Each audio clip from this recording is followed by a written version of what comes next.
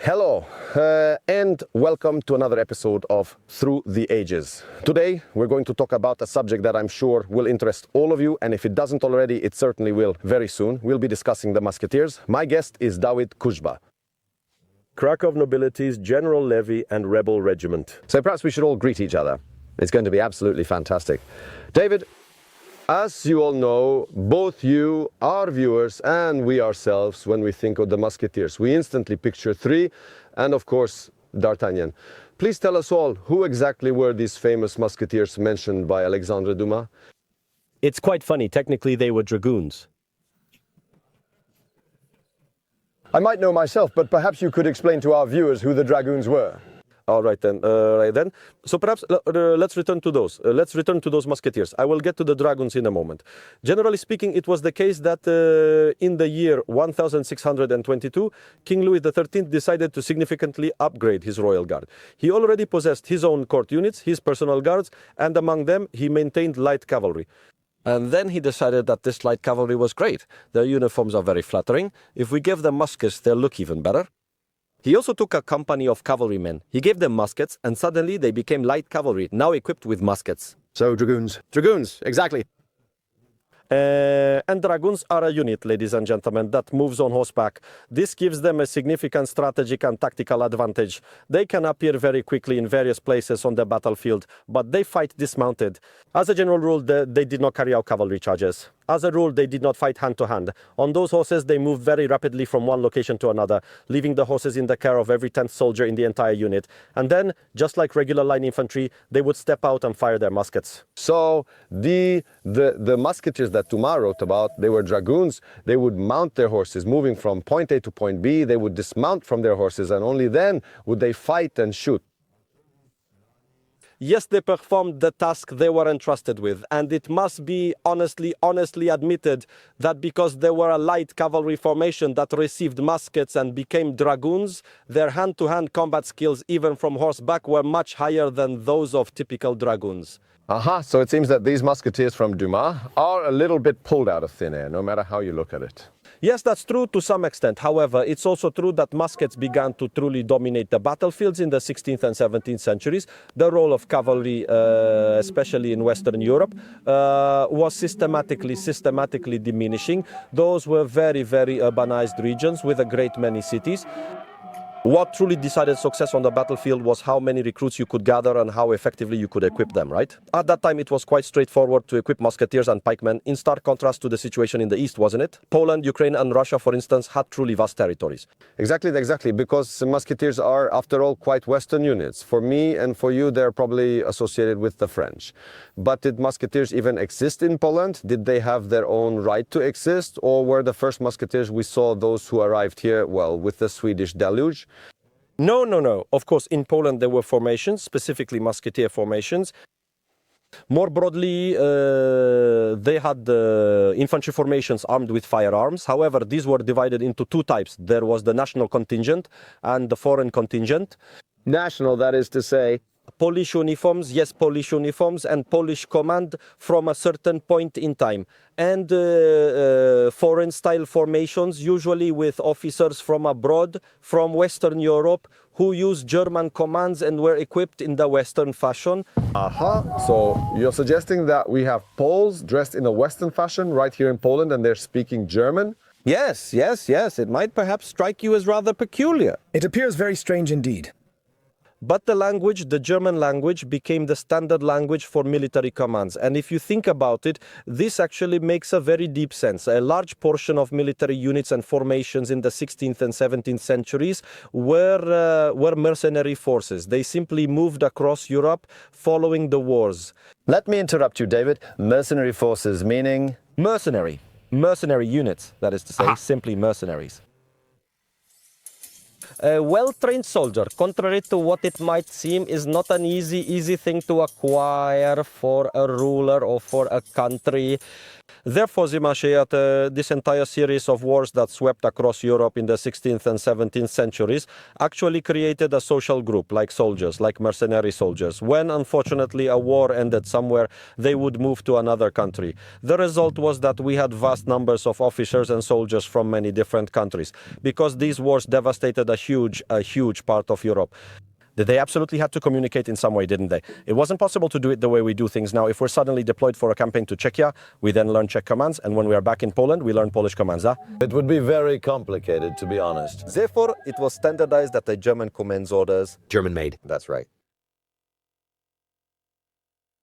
We'd like to thank the sponsor of today's episode, Uczelnia Łukaszewski, a private university offering master's, postgraduate, bachelor's, short cycle and MBA programs.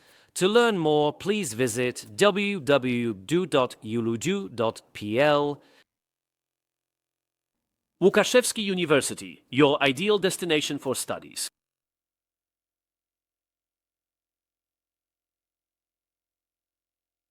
Well, you know, folks, how it is with the German language and our relationship with Germans. We send our greetings to any Germans who might be watching us right now. David, we're having a discussion about the Musketeers. So in that case, please tell me, what was the Musketeer tactical approach? Musketeer tactics. Generally, Musketeer tactics are limited by the inherent restrictions of this particular weapon. It is a powerful weapon when correctly utilized. This is a truly potent instrument that exerts an incredible effect upon the battlefield, but it has its limitations. The speed of charges, its susceptibility to weather conditions, rain and wind. We also need to remember that the gunpowder in those times was of very varied quality and thus imposed certain limitations. The first limitation was that loading a musket, even for a highly trained, truly expert musketeer, took up to 30 seconds. Is that a lot or a little? I don't know, and the viewers likely don't know if it's a lot or a little. It's both a lot and a little. Well, if we were standing here right now, we'd take a musket and begin to load it. 30 seconds is a very short time, but if cavalry starts charging at us from 100 meters away, then 30 seconds feels like an absolute eternity.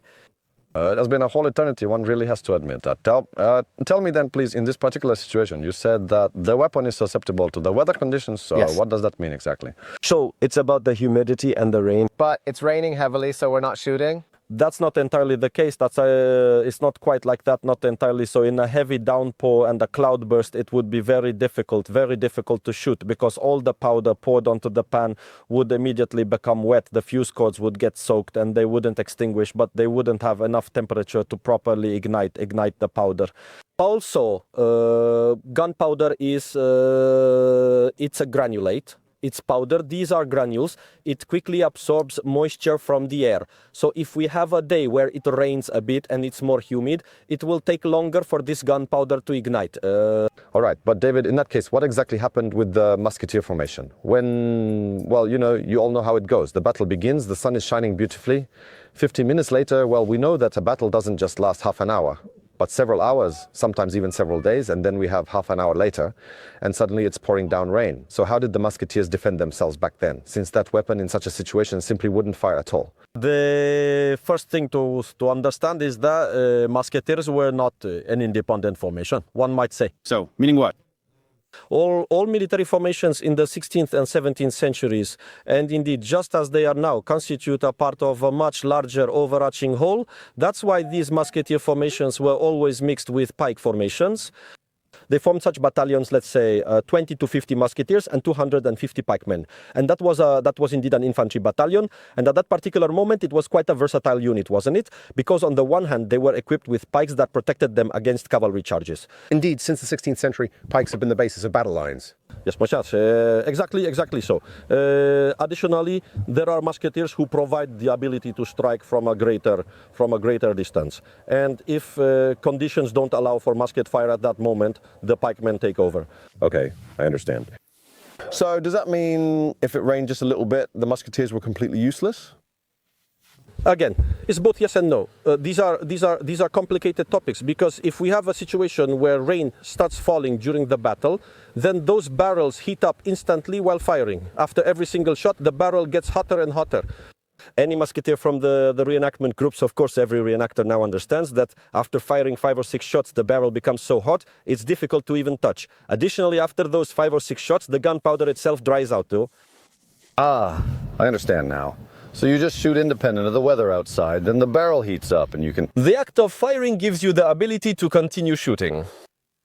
As long as you don't stop, everything is fine. It's very simple. It's very simple. I don't understand a thing, but it's incredibly simple. Absolutely. But let's now return to the topic of tactics. We've just discussed for a moment about gunpowder. Were there any specific techniques or tactics? Did the musketeers somehow fight differently on the battlefield? Yes, of course. The main method of conducting combat and shooting for the musketeers was the so-called countermarch. This meant we had arranged several ranks of musketeers. These ranks would fire in succession. The first rank would fire. The first rank would turn to the left side and pass in front of the unit. It would move to the rear. The next rank would fire, then move to the rear. The next rank fired, falling back. So the formation was slowly retreat, constantly backwards. So one rank fires, then falls back to reload. The second rank fires, yes, they were essentially turning themselves into a multi-shot rifle. Yes, because the whole idea behind it was to maintain the ability to keep up a continuous stream of fire. We have already mentioned that this musket, under favorable conditions, a trained musketeer is able to reload it in 30 seconds.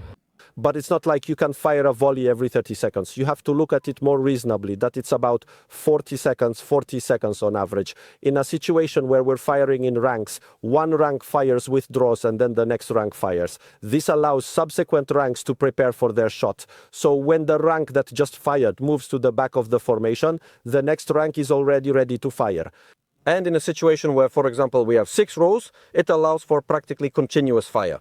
Oh, yes, I see indeed. Well, that does remind me a little bit of my own rifle. Yes. But why was it called a countermarch? A countermarch, yes, a countermarch because musketeers would fire at an enemy. Usually someone was advancing on them, so they countered the enemy's march. They deliver volley after volley and retreat. They were standing, they weren't walking and shooting, they just stood in one place. No. The musketeers' fighting tactics were not offensive tactics. It's quite difficult to imagine a situation where musketeers simply advance forward all the time. Theoretically, yes, that is possible. But in practice, that simply did not happen. Musketeers would fire using the countermarch. Indeed, this countermarch is very interesting. So tell me, please, considering that these units on the move had to be disciplined, how crucial was discipline for the musketeers? Discipline was crucial for several reasons. First, the primary point is that the actions involved in preparing the musket for a shot and then firing it must be executed in a very specific, strictly defined sequence so that the shot is successful and you don't injure yourself or cause any harm. So couldn't everyone do as they pleased? No, absolutely not. Everything was done correctly. It was all done right. Every single one of the steps was carried out in a very specific and precise order. Priming the flash pan, filling up the barrel with powder, loading it up, loading the cannonball, and then setting the fuse. We are finally ready to fire the shot. Open the pan, shoot, close the pan, pull the match. All this had to happen exactly at the same time. Let's remember that these were large formations. If we're talking about a battalion of 250 musketeers, they must do exactly the same thing, at the same time, and in the same way to be managed on the battlefield. Additionally, in the middle of the fight, total chaos reigns supreme. It is absolute madness, it is the screaming, it is the very face of death, that's real war. If these habits are absent, if this repetition is missing, that people don't need to think about what they have to do, but it's in their mental memory, no muscle memory, it simply wouldn't have worked. That's why discipline was absolutely crucial. So a musketeer then, ladies and gentlemen, is a disciplined soldier who listens to orders. I understand. Was there just one officer, or were there many officers? How did that actually work?